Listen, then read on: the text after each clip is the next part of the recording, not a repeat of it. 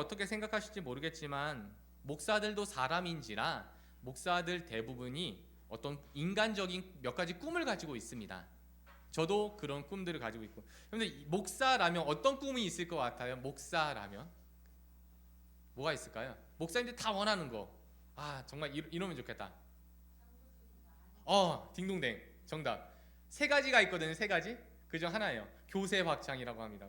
말이 좀 어렵게 교세 확장이지 사람 많은 거 원하는 거예요. 근데 또 두 번째 뭐 있을까요? 사람이 많아졌어요. 그럼 뭐 해야 돼 이제? 네? 교회 건물이죠. 교회 건물이에요. 그런데 여러분들 이 두 가지는요, 돈이 많거나 사람이 많아야 할 수 있는 일들이에요. 그래서 대부분의 목사들이 이제 꿈만 꾸고 꿈으로 끝나요. 그런데 한 가지 꿈은 이거는 꼭 이루고 싶은 게 있어요. 뭐일 것 같아요?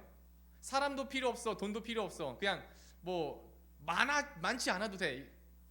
뭐가 있을 것 같아요? 목사가 잘하고 싶어. 이거 정말 잘하고 싶다 내가. 그렇지, 딩동댕. 목사라면요 명설교자가 되고 싶어요. 뭐 저도 그중 하나고요. 그래갖고 항상 막 연구하고 또 논문을 뒤져보고 그런 공부를 할 수밖에 없는 이유가 아마 그런 어떤 갈망과 욕구가 있기 때문이 아닐까요? 이렇게 많은 목사들이 그런 꿈을 갖고 있는데 그 중에 이제 또 역시 작은 동네, 작은 교회의 한 목사가 이제 자기가 아무리 노력해도 설교가 빈약한 거예요. 그때 여러분들 그 마음이 어떤지 아세요? 굉장히 힘들어요. 마음이 난 왜 이렇게 이게 안 될까? 막 자기가 느낄 때, 남들은 모르는데 자기가 느낄 때 정말 힘들거든요. 그래서 이 목사가 너무너무 고민하고 있는데 하루는 그 작은 동네에 아주 대형 교회 유명한 목사님이 오신다는, 부흥회로 오신다는 그 소문을 들은 거예요. 와, 나도 한번 가봐야겠다. 이번엔 나도 가서 그 대형 교회 목사님들은 어떻게 설교하나 한번 들어봐야겠다. 옛날에는 이제 인터넷 시대가 아니었었으니까, 지금이야 뭐 유튜브로 참고할 수 있지만 옛날엔 그게 어떻게 됩니까? 그냥 성도인 척 이제 추리하게 입고 이제 부흥에 함께 참석하는 거죠. 참석을 했어요. 딱 그랬더니 이제 강사 목사님이 설교를 딱 시작하는데 도입부가 이래요. 여러분, 사실 제가 사랑했던 여자는 지금의 제 아내가 아닙니다. 그 여자는 바로 10년 전 돌아가셨던 제 어머니입니다. 딱 이렇게 도입부를 하면서 그 마지막 결론부가 예수 그리스도의 사랑으로 딱 감동적인 매듭을 딱 짓는 거예요. 와, 막 은혜의 감동이 막 성도들이 막 그 뜨거움이 막 느껴지는 거예요. 그 현장에서. 그래서 이 작은 교회 목사님도 와, 그래, 이런 아주 기발한 도입부와 이 예수 그리스도를 향한 감동 있는 결론, 야, 이 루트로 하면 나도 설교 잘할 수 있겠다, 이 생각을 하고는 이제 다음 주 설교는 이거다. 그래서 막 열심히 필기한 걸 가지고 강단에 딱 섰어요. 굉장히 자신만만하게. 이 목사가요, 자기 설교가 원고가 제대로 준비됐다고 생각하면 일주일이 편해요. 그래서 마음 편하게 딱 해갖고 이제 시작을 합니다. 여러분들, 사실 고백할 것이 있습니다.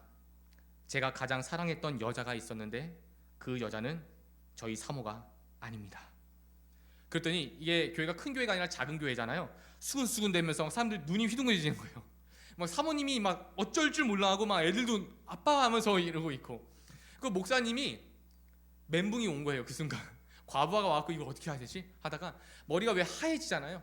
하얘져갖고 그 다음 멘트가 생각이 안 나는 거예요. 근데 일단은 결론을 내겠잖아요. 뭐 사랑하는 여자가 아니었다고 하니까 결론을 맺는데, 그런데 그 여자가 누구였는지 잘 기억이 안 납니다. 네, 그래갖고 뭐 이제 박살이 났다라는 후문이 있는데, 근데 이런 것 같아요. 어떤 한 가지를 두고 잘 사용하면은 감동이 될 수도 있고, 그것을 잘못 사용하면은 집안이 박살 나기도 하죠. 그래서 우리는 이 무언가를 사용하기 전에 그것을 사용하는 방법, how to use가 굉장히 중요한 것 같습니다. 그 우리나라, 제가 통계청을 또 들어가 봤는데요. 우리나라 통계청에 따르면 우리나라 고객들 경우에 물건을 사고 반품을 하기도 해요. 저도 지금 이제 공장에서 그 일을 하는 거잖아요. 근데 반품이 굉장히 많거든요. 너무너무 많아요. 그런데 반품이 30%래요. 그러니까 구매를 했어요. 그러니까 3명 중 1명은 반품한다 이거예요. 물건을 3명 중 1명. 그러니까 우리 한 30명 정도 모이잖아요. 그럼 그중 10명은 반품하는 거예요. 물건을 샀다가. 그 중에서 가장 높은 비율이 역시 전자제품이에요. 고장 난 것 같아요. 작동이 안 돼요. 전원이 안 켜져요. 이거 뭐 그 후기 뭐 이거야 내용 광고랑 달라요. 막 이런 내용들 때문에 반품을 한다는 거예요. 그럴 때마다 이제 콜이 들어가는데 AS 콜이 들어가는데 그때마다 AS 센터에서 가장 먼저 하는 질문이 뭔지 아세요, 여러분들? 늘 이게 매뉴얼로 잡혀 있대요. 그 직원들한테. 뭐냐면은 고객님 혹시 사용 설명서 읽어 보셨을까요? 이거래요. 사용 설명서 읽어 보셨을까요? 이거 자동차 구매 다 해보셨잖아요, 남성도님들. 자동차 구매하면은 꼭 사용 설명서가 이만큼 두꺼운 거 오거든요. 읽어보신 분. 근데 핸드폰 사보셨죠? 핸드폰 사면은 설명서 이만큼 두꺼운 거 있거든요. 읽어보신 분 없죠. 왜 안 읽어요 그거? 어떻게 생각하는 거예요? 이미 내가 다 알아. 다 알아. 그래서 고장내고 고장이 난 줄 알고 잘못 사용하기도 합니다. 근데 우리 신앙도 그런 것 같아요. 우리가 신앙생활 하면서 교회 다니면서 우리가 이렇게 예배를 드리고 있는데 혹시 여러분들 중에 나는 이제 뭐 교회 좀 알아, 나 기독교 좀 알아, 이런 분들 혹시 계십니까? 나도 하나님 좀 알아, 이렇게 계십니까? 아마 만분의 1이라도 아는 분이 계시다면 굉장히 훌륭한 분이세요. 만분의 1이라도 아신다면. 사실은 거의 다 모른다가 정답입니다. 모른다. 제가 함께 그럼 질문해 볼게요. 제가 지금 어린아이들 키우고 있는데 어린아이들 키우는 게 되게 어렵더라고요. 그럼 저보다 선배 되시는 어머니 아버지들께서는 아이들 잘 키우는 방법 혹시 저한테 말씀해 주실 수 있으세요? 방법이 있나요? 노하우가? 아주 특별한 방법. 이렇게만 키우면은 자녀 잘 큰다. 있어요? 없어요? 없잖아요. 그러니까 여러분들 못 키웠다는 게 아니라 방법이 없다라는 거예요, 여러분들. 그런 방법이 어디 있어요? 인격체 안에서. 그런 것처럼 여러분들 우리가 구원이라는 거, 하나님의 은혜를 받는다는 거, 내가 신앙생활을 잘한다는 거, 내가 주님을 닮아간다라는 거, 이게 방법이 있겠냐고요, 여러분들. 어떤 분들은 혹시라도 열심히 하면 되죠, 성실하게 하면 되죠 라고 하시는 분들이 계실지 모르겠는데 그게 바로 종교생활입니다. 열심히 하지 말라는 건 아니에요. 그러니까 때때로 제가 이제 신앙생활 열심히 하지 마세요, 대신에 이거는 열심히 하세요라고 하는 적이 있는데 감사해요, 여러분들. 지난주도 그러고, 여러분들 혹시 아실지 모르겠는데 제가 지난주도 그러고 지난주도 그러고 이번 주도 그래요. 뭐 열심히 하자고 제가 자꾸만 반복하죠. 감사하자고요. 그 감사가 메마르는 만큼 우린 불행할 수밖에 없어요. 인생은 감사를 통해 부유해지기 때문입니다. 그럼 여러분들 우리가 하나님 은혜 받으시고 하나님께로부터 구원을 받으시고 하나님으로부터 어떤 기쁨을 받으셨다면 이거 어떻게 사용해야 되는 거예요? 혹시 하나님 은혜를 어떻게 내가 받으면 받을 수 있을까? 내가 어떻게 하면 변화될 수 있을까? 이런 고민을 하신 분이 계시다면 정말 훌륭하신 분. 나도 좀 바뀌고 싶다. 나도 하나님 은혜를 받아보고 싶고 그 은혜를 받아서 한번 변화된 인생 그거 한번 살아보고 싶다라고 생각만 하셔도 정말 훌륭하신 분. 근데 정말 많은 비율의 사람들이 그조차 생각을 안 한다고 합니다. 왜냐면은 그냥 내 마음 내키는 대로 신앙생활 하기 때문이래요. 내 마음 내키는 대로. 상황이 되면 드리는 거고 안 되면 마는 거지 뭐. 그거 어떻게 일괄적으로 다 아나. 또는 내 감정에 따라서 바뀐대요. 내 감정에 따라서 예배를 드리기도 하고 안 드리기도 하고 내가 천국 가기도 하고 지옥 가기도 하고 내 감정에 따라서. 결국은 내가 주인 된 인생은 불행할 수밖에 없고 불안할 수밖에 없고 흔들릴 수밖에 없습니다. 그래서 여러분들 우리에게 지금 이거 주신 거예요. 사용설명서. 사용설명서. 우리가 하나님 은혜, 우리가 받은 그 구원, 하나님의 어떤 부르심 과연 어떻게 사용해야 할까? 우리 3절을 먼저 읽어볼게요. 3절, 4절 두 구절 읽어볼게요. 시작. 내가 마게도냐로 갈 때에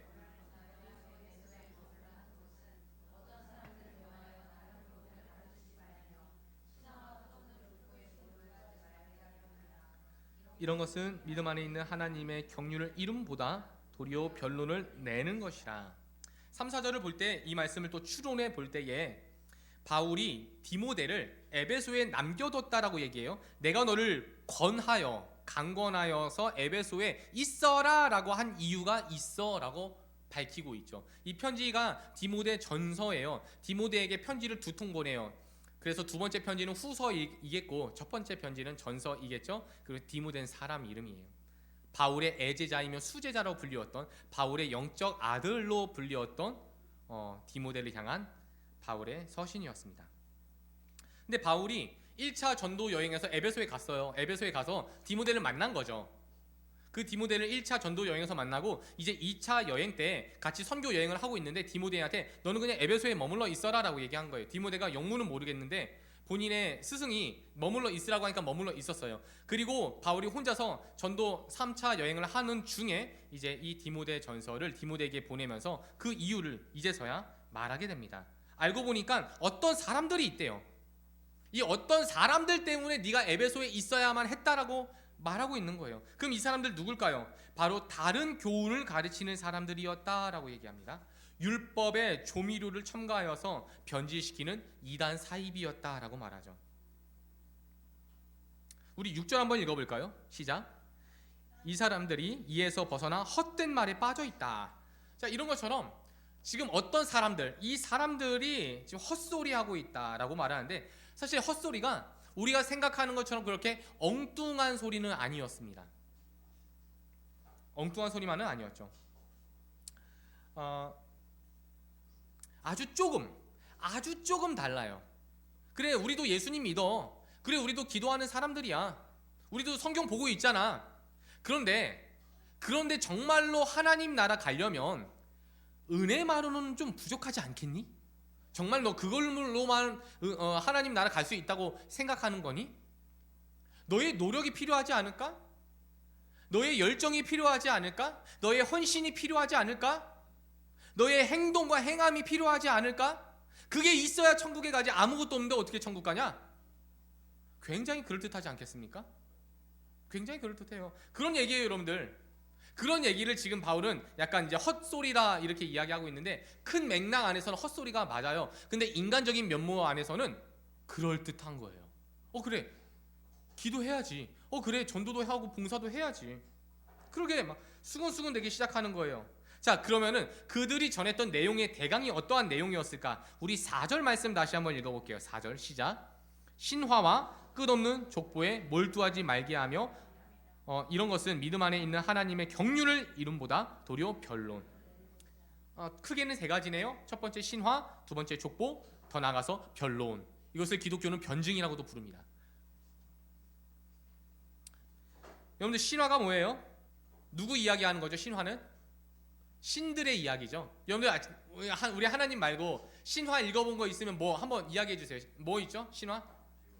제우스, 또 그리스 로마 신화, 또 단군 신화, 또 없어요? 저는 2002 월드컵 4광 신화. 신화들이 굉장히 많아요, 여러분들. 신화. 근데 이 신화가 대부분 뭐예요? 당시 고대 사람들은요, 신에 대한 관심이 많았습니다. 그래서 그리스 로마 신화를 그림책으로 보신 분들 계세요, 혹시? 아니면 영화? 그 신들의 모습이 어떻게 생겼어요? 인간하고 달라요? 아니면 비슷해요? 거의 뭐 비슷한데 조금 더 잘생기고 예쁘고 뭐 이런 거죠. 근육도 좀 많고 늘씬하고 이 정도죠. 왜 그럴까요? 왜 이렇게 인간하고 비슷한 거예요? 그리고 그리스 로마 신들 싸워요, 안 싸워요? 서로 지들끼리 질투하고 지들끼리 막 이렇게 막 죽고 막 그런 거 있죠. 그런 것만 보면 여러분들 인간 얘기 같아요. 그냥 능력이 많은, 그냥 초능력을 가진 인간들 같아요. 왜 그런 이야기밖에 안 나오냐고요. 왜? 이유는 하나예요. 인간이 만들었으니까. 그래서 여러분들, 오늘날의 인간들도요, 제가 방금도 우스갯소리로 이야기했지만 정말 이룰 수 없는 일을 이루었을 때 그것을 뭐라고 불러요? 신화라고 불러요. 어제도 모처럼 만에 우리 가족들끼리 함께 모여갖고 이제 제비뽑기를 해요.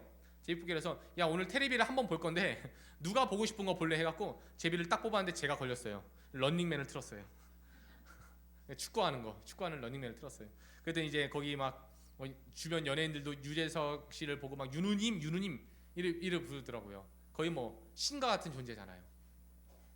그래서 우리가 뭐만 하면 신화예요. 뭐만 하면 신화. 사광 신화 있고, 또 우리나라가 무슨 뭐 또 한강의 신화, 여러분들 들어보셨어요?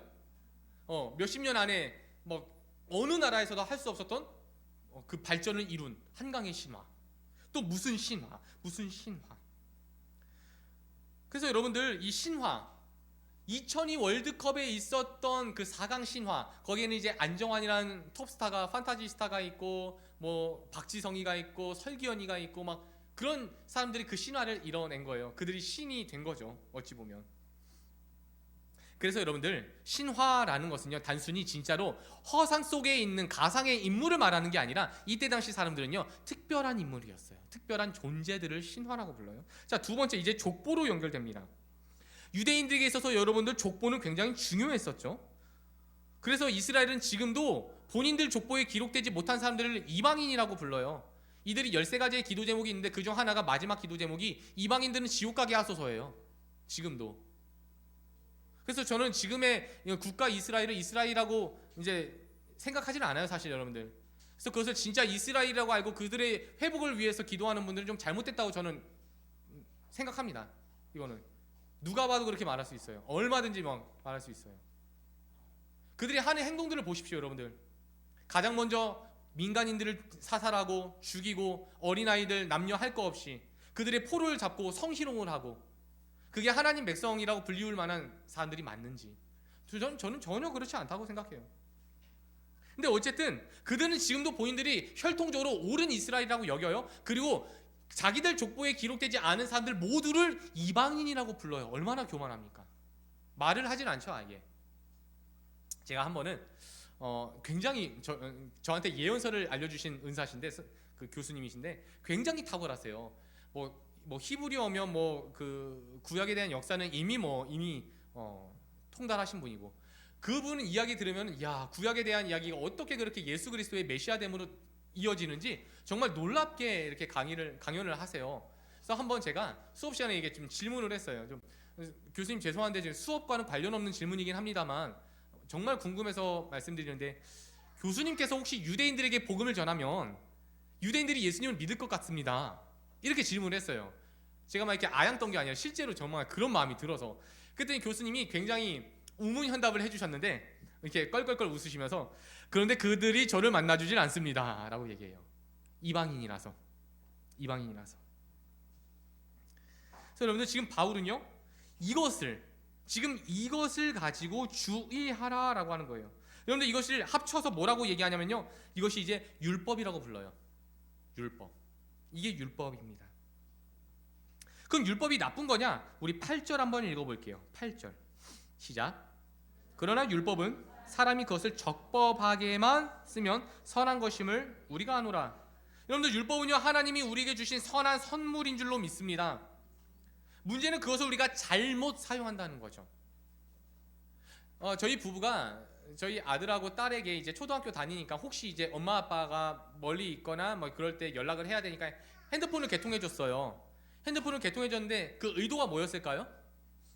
핸드폰을 개통해준 의도가 엄마 아빠 눈 밖에 있을 때, 엄마 아빠가 보이지 않는 곳에 있을 때 서로 연락하려고. 근데 이 아이들은 전혀 사용 설명서와 의도는 생각 안 하고 뭐만 하겠어요? 주로 게임을 많이 해요. 근데 우리 아이들뿐만이 아니잖아요. 우리들도 다 핸드폰 있잖아요. 그걸로 여러분들 연락만 하세요? 그렇지 않잖아요. 그런 것처럼 지금 이 원래 율법이라는 것은요, 굉장히 선한 의도로 하나님이 주셨어요. 선한 목적으로 주셨다고요. 적법하게만 사용하면 좋고 옳은 거래요. 그런데 그것을 어떻게 쓰고 있다라는 거예요? 잘못 사용하고 있다라는 거예요. 이유가 뭘까요? 첫 번째, 율법을 부여하신 하나님의 의도에 관심이 없었어요. 두 번째, 율법 설명서를 몰라요. 그래서 자기들 마음대로 사용해요. 자기들 마음대로. 우리 9절에서 10절도 한번 이어서 읽어볼게요. 시작. 알 것은 이것이니 율법은 옳은 사람을 위하여 세운 것이 아니다. 오직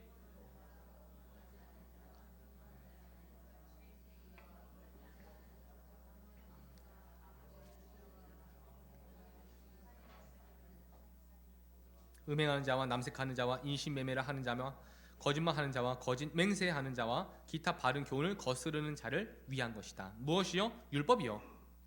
율법이 결국은 나쁜 놈들을 위해서 있대요. 나쁜 사람들을 위해서 존재하는 것이 율법이다라고 말씀하는 것입니다. 근데 여러분들 이거를 제가 자 보세요. 이제 율법적으로 이 본문을 해석하면 이래요. 오직 불법한 자라는 것은 하나님이 주신 사랑하지 않고 순종하지 않고 배반하고 주님이 주신 자연 법칙의 의도에서 벗어나 하나님을 망령되이 일컫고 그 자연 법칙을 위배하고 순리가 아닌 영리로 살아가는 그런 사람들 두고 불법자라고 말합니다. 자, 이렇게 설교하면 이게 율법적인 설교라고요. 이게 나는 안 그런 게 니들은 그래, 그런 사람들이 있어, 이렇게 말하는 거라고요. 근데 본문 텍스트는요 그게 아니에요. 그런 의도가 아니라 이거 하나하나 따지고 보자는 게 아니라고요. 여러분들 이거를 지금 바울이 다 던져놨어요. 딱 보니까 뭐가 생각나요? 십계명 생각나요. 생각 안 날 수도 있겠지만 생각이 나요. 저는 목사라서. 십계명이 생각나요? 그럼 여러분들 십계명을 우리에게 주셨을 때 십계명에서 자유로운 사람이 있느냐, 이거 아니에요? 지금 이 본문 텍스트 딱 봤을 때 여러분들 여기에 자유한 사람 있으세요? 난 여기에 있는 것 중 하나도 해당 없다. 율법이 뭐라고 말하는지 아십니까? 하나만 법을 어겨도 어긴 거래요. 생각해보세요 여러분들. 내가 파란불도 지켰어요? 속도도 잘 지켰어요? 그런데 안전벨트 안 했어요.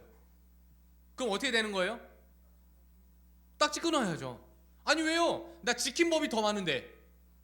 지킨 법이 아무리 많아도요 법을 하나만 어겨도 위법이 된다니까요. 이게 율법만 그런 게 아니라 우리가 살아가는 법치가 그래요. 구조가 그렇다고요.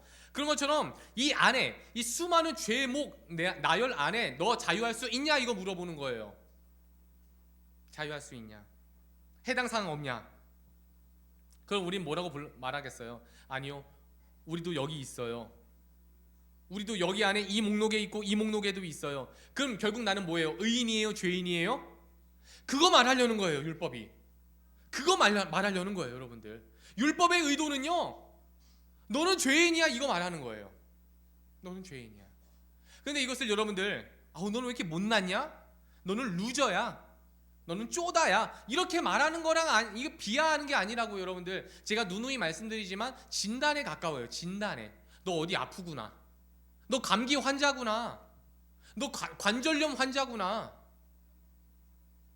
너 기관지 환자구나. 여러분들, 이게 기분 나쁠 일이에요? 아니, 그렇게 진단받고 처방받아서 건강해지면 되는 거잖아요. 지금 우리가 복음을 잘못 오해하는 거라니까요. 나는 의로운데, 나는 착한데, 나는 선한데 왜 자꾸 나보고 죄인이래? 그게 아니라 너의 결론이 어떤데? 그래서 죽음이에요. 여러분들, 왜 죽어야 돼요? 생물학적으로 이유를 몰라요. 그런데 성경은 분명히 말하잖아요. 죄의 대가라고. 우리가 여러분들 우크라이나랑 러시아 전쟁하고 있잖아요. 지금도. 이거 언제 끝날 것 같아요? 어떻게 하면 빨리 끝날까요? 우크라이나 러시아 전쟁 어떻게 하면 빨리 끝나요? 네? 전도예요? 여러분들 용서하세요? 푸틴 죽어야 끝나요. 여러분, 남한과 북한의 이 대립, 이때 우리는 뭐라고 얘기해요? 이거 누가 하나 죽어야 끝난다고 얘기하죠. 김씨세습 끝나야 끝난다고. 그런 것처럼 여러분들, 죄인은 죽어야 된다고 우리가 그렇게 동의하고 있지 않습니까? 죄인은 죽어야 된다. 근데 그 죄인이 죽어야 된다 할 때 타자가 죄인일 땐 죽어야 된대요. 근데 그게 나일 때는요, 용서해달라고 말하잖아요. 그러니까 하나님은 그 편인 거예요. 여러분들, 용서할게, 새롭게 할게, 고쳐줄게, 대신에 이렇게 하자, 이렇게 하자. 이게 율법이에요. 여러분들, 여러분들 정죄하고 넌 죽어서 지옥 가는 거야, 이런 이야기가 아닌 겁니다. 제가 한번 그럼 여러분들 율법 없으면 인간이 어떻게 되는지 한번 우리가 예를 들어볼게요. 율법 없어요. 여러분들, 이제 우리 교회 지금 여기 모여 있는데 남자가 있고 여자가 있는 것 같은데, 그 남자들 중에 제일 잘생긴 남자 누구예요? 우리 남자들 중에 우리 지금. 네, 손가락을 지금 가리키고 있어요. 우리 그럼 손가락 한번 칩시다. 하나, 둘, 셋. 진광이를 뽑았어요? 저는 이현 집사님 뽑았는데. 자, 그 남자들은 체면, 이게 유교 DNA가 있어서 체면을 차려요, 이렇게. 자, 그럼 우리 여성도님들 잘 들으세요. 자, 여기 모인 분들 중 안에서만 제일 예쁜 사람 누굴까요? 하나, 둘, 셋 하면 손가락으로 가르쳐 주시면 돼요. 하나, 눈치 보지 마세요. 하나, 둘, 셋. 네, 맞아요. 그거잖아요, 여러분들. 나지 뭐 누굴 가르쳐요. 나지 나. 보세요, 여러분들. 기준이 없으니까 내가 제일 낫대요. 그런 얘기예요, 여러분들. 이런 얘기예요. 율법이 있어야 하는 이유가 이거라고요. 율법이 없잖아요. 나는 제법 괜찮은 사람이래요. 난 남한테 피해 안 줬대요. 나는 누굴 도와줬대요. 나는 그냥 내가 볼 때는 그냥 제법 괜찮은 사람이래요. 그러니까 죄인의 죄인됨을 알지 못하는 거예요. 율법의 사용 의도는요, 사용법은요, 여기까지 가면 돼요. 내가 죄인이다. 근데 결론은요, 죄인이니까 벌 받고 죽어라! 이게 아니에요. 그럼 어떻게 해야 하나? 죽기 싫잖아요, 여러분들. 우리 죽을 수 없잖아요. 이대로 끝낼 수는 없잖아요. 그럼 어떻게 해야 하겠습니까? 라는 질문을 내세우게 만드는 게 율법이라고요. 여러분들 이렇게 사는 게 좋아요? 병 걸린 상태로 사는 거 좋아요? 그냥 없이 사는 게 좋아요? 그냥 무식하게 사는 게 좋아요? 그럴 수 없잖아요. 그럼 내가 어떻게 해야 될까? 이걸 고민하고 질문하고 연구하고 이러는 게 정상 아닙니까? 벗어나야죠, 여러분들. 이 죄에서 벗어나고 불행에서 벗어나고 불안으로부터 벗어나고 죽음과 죄악으로 벗어나려면 어떻게 해야 합니까? 라고 질문하는 거, 그게 율법의 결론인 거예요. 어떻게 해야 될까? 이 질문을 만들어내는 하나의 매뉴얼이 바로 율법입니다. 그런데 문제는 뭐냐면 이 유대인들이 그 율법을 오해했어요. 율법을 지킴으로 구원받는다고 생각해버린 거예요. 율법을 지킴으로 11조도 내야 되고 기도도 하루에 3시간씩 해야 되고 그리고 절기 잘 지켜야 되고 그리고 10계명도 지켜야 되고 안식일에는 몇 킬로미터, 4킬로미터인가? 거기까지만 왔다 갔다 할 수 있고 엘리베이터 버튼도 누르면 안 돼갖고 토요일마다 엘리베이터 버튼이 다 눌러져 있어야 되고 자동문도 계속 왔다 갔다 해야 되고. 여러분들 이게 잘못 생각한 거예요. 잘못 생각한 거. 그럼 여러분들 이 율법이 우리의 죄인됨을 알려주는 것과 그럼 내가 어떻게 해야 되는가? 어떻게 해야 되는가? 여러분들 우리 어떻게 해야 돼요? 이제 내가 죄인이에요. 어떻게 해야 될까요? 그것을 고민하게 만드는 것이 율법이라고요. 어떤 한 그리스도인이 죽었어요. 죽어서 이제 천국 문 앞에 가게 됩니다. 그래서 이 그리스도인이 문 앞에 있는데 어떤 사람이 또 딱 서 있더래요. 문 앞에. 천국 문이 여기 이렇게 있는데 거기 문 앞에 딱 이렇게 서 있더래요. 누군지 딱 자세히 쳐다봤더니 감이 오더래요. 아, 왠지 사도 바울 같다. 그 전승에 따르면은 이게 머리가 좀 많이 벗겨지고 매부리 코에 굉장히 이렇게 못생겼다고 해요. 사도 바울 같더래요. 이제부터 사도 바울이라고 할게요. 사도 바울께서 아유, 자매님 여기까지 오느라 수고 많으셨습니다. 자, 이제 이 문만 넘으면 그대가 그토록 원하시던 천국입니다. 예수님을 만날 수가 있어요. 자, 이제 마지막으로 자격 심사를 하겠습니다. 근데 그리스도인이 깜짝 놀란 거예요. 이 자매가 자격 심사요? 어떻게 하지? 좀 황당했어요. 네, 당신께서 지상에서 했던 일들에 대해서 점수를 제가 매길 거고 그 점수가 총합 100점이 나와야 이 문을 통과할 수가 있습니다. 100점이요?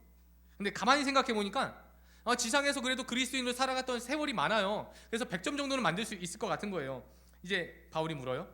자, 그대가 지상에서 행했던 일들 중에 하나님이 기쁘게 받으셨을 만한 일들 한번 내게 이야기해 주십시오. 이 자매가 의기양양하게 말합니다. 저는요 선교기관에서 오랫동안 일을 했고요, 선교지와 선교사님들을 위해서 늘 기도하고 후원금도 매달 보냈어요. 그리고 정말 많은 봉사에 참여하기도 했습니다. 너무너무 훌륭합니다. 그렇습니다. 주님께서 가장 기뻐하시는 것이 바로 선교였습니다. 1점. 1점이요? 너무 놀랐어요. 너무 놀래갖고 근데 제가 하나 더 있어요. 제 믿음의 1대거든요. 당대여갖고 제가 얼마나 힘들었는지 몰라요. 우리 남편 구원하고 또 자녀들 잘 교육해갖고 지금 자녀들도 교회 출석하면서 직분도 받았어요. 믿음의 가정을 이루셨군요. 제가 2점 추가합니다. 합쳐서 몇 점이에요? 몇 점이요? 그럼 몇 점 모자라요? 네, 선수 잘하시네요. 네, 이제 97점 남은 거예요. 이거 굉장히 이제 복잡한 거죠.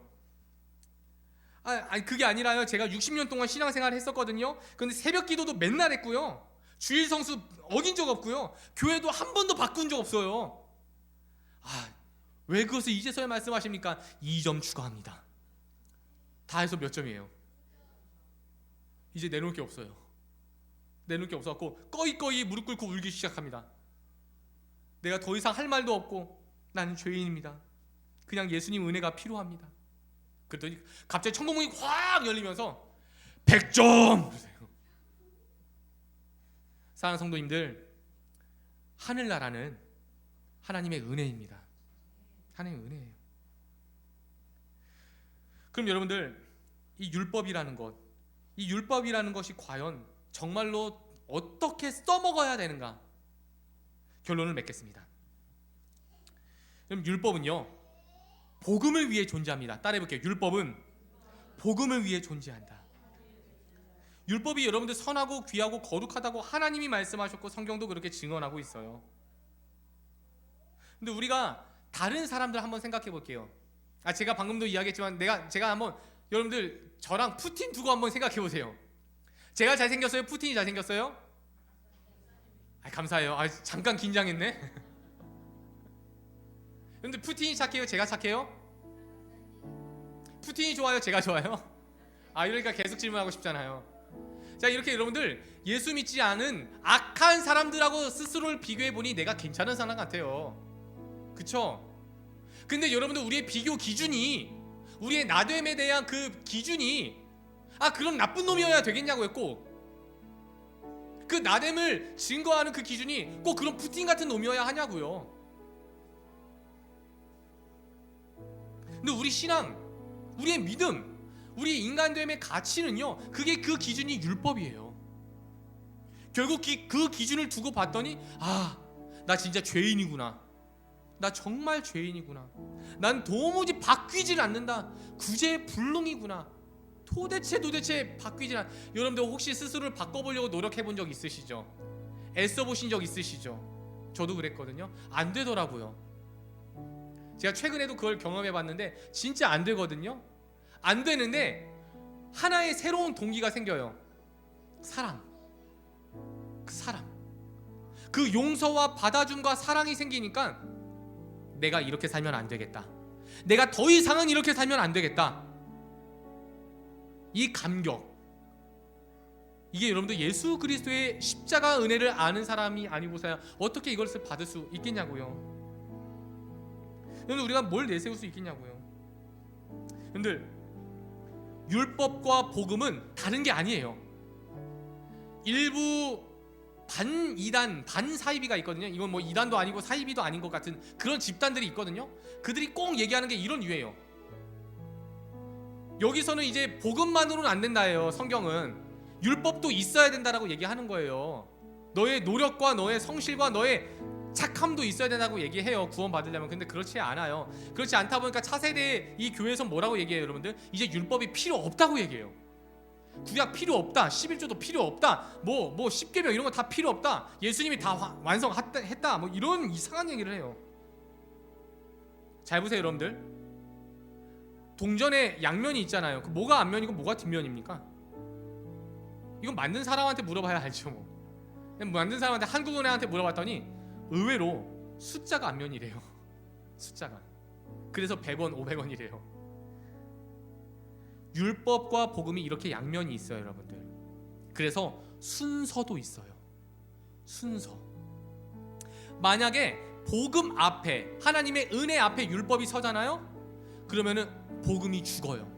복음이 죽고 뭐만 남냐면 비난과 정죄만 남아요. 복음이 사라져요. 그런데 만약에 이 율법 앞에 복음이 있잖아요. 율법보다 복음이 우선순위로 있잖아요. 그럼 율법이 생명력으로 살아나요. 어떤 생명력일까요? 여러분들 잘 아시는 그거예요. 하나님 사랑, 이웃 사랑이에요. 하나님 사랑, 이웃 사랑. 율법이 앞으로 나가버리면 비난과 정죄, 서로를 죽이는 도구가 되지만 복음과 예수의 은혜가 앞으로 나가버리면 하나님 사랑, 이웃 사랑이라는 주변을 살리게 하는 능력과 도구가 되어진다고요. 여러분들, 율법은 폐기돼선 안 됩니다. 율법을 통해 살리는 사람이 되어야 하는 것입니다. 사랑하는 성도님들, 은혜로 구원받은 분들만 아멘 해볼게요. 아멘. 그럼 이제부터 여러분들 은혜 받은 사람답게 사셔야 되잖아요. 어떻게 살 거예요? 이번 한 주간 어떻게 살아요? 나는 원래 착해. 나는 원래 양심도 있어. 이거예요? 내 도덕성, 내 습관, 내 양심 이거 갖고 사냐고요? 절대 불가능한 거예요. 그거는 푸틴하고 비교했을 때는 오케이. 그런데 십자가 앞에서는 쓸모없어요. 내 의지가 아니에요. 하나님 뜻대로 살지 못한다고요. 결국에 우리는. 그러니까 또다시 십자가의 은혜를 간구하며, 십자가의 예수 그리스도를 기억하며, 십자가의 예수 그리스도를 의지하며, 다시 한번 남 탓이 아니라 하나님의 은혜를 간구하고, 그렇게 하나님 사랑, 이웃 사랑을 실천하는 것, 그것이 우리가 이번 한 주간 살아가야 할 삶의 목표인 줄로 믿습니다. 그렇게 주님 은혜를 기억하며 하나님 사랑, 이웃 사랑이라는 덕목을 살아내기 위해서 우리 주님을 의지하는 한 주가 되시기를 주님의 이름으로 축원합니다. 우리 함께 기도하면 좋겠습니다. 합심하여 한 목소리로 기도하실 때에, 하나님, 내 안에 혹시 또 내 심령 안에는 나를 죽이려고, 나를 비하하고, 나를 비난하고, 나를 정죄하고, 나는 쓸모없다고, 나는 무가치하다고, 나는 도대체 언제까지 이렇게 살아야 하냐고 참소하는 마귀의 목소리에 귀를 기울이지 않게 하소서. 또는 주변 환경 탓하며 우리 엄마는 왜 그러냐고, 우리 아빠는 왜 그러냐고, 내 새끼들은 왜 그러냐고, 이 나라가 도대체 언제까지 이럴 거냐고 주변을 탓하고 원망하는 것이 아니라 예수 그리스도의 십자가 앞에서 그 모든 원망과 비난들이 기도가 되어 오실 때에 하나님의 능력의 손이 움직이며 이 땅을 통한 하나님의 뜻이 확장될 줄로 믿습니다.